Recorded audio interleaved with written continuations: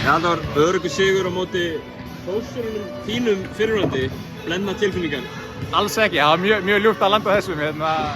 Eins og ég sagði, ég var ekki búinn að vinna Þorlákshöfn í alvöru keppnisleik síðan ég skipti í Keflavík, þannig að það var komið að því. Var þetta fyrsta skiptið? Já. Þú hefur þá mætt heldur betur gíraðurinn í þennan? Já, heldur betur, og síðasti leikur var í jólafríði, þannig að það var ekstra ljúft að ná að landa þessum.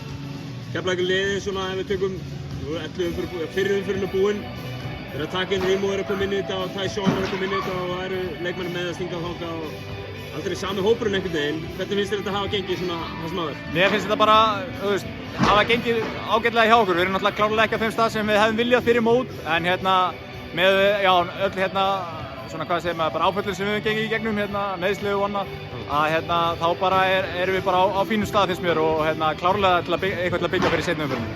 Tveir leikir á móti Stólum sem taki í bikar og svo í deild heima, deild og svo bikar heima en svo farið í og tapir fyrir Stjörnunni.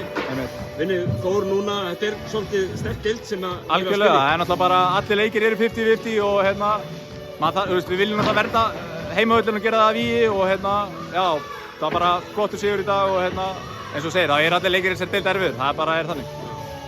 Eftir að þú átt svona framistöðu, 20 stig á móti upphaldsfélaginu, hvað poppa upp margir messenger-gluggar eftir svona leik? Ég veit, kannski, það eru nokkrir.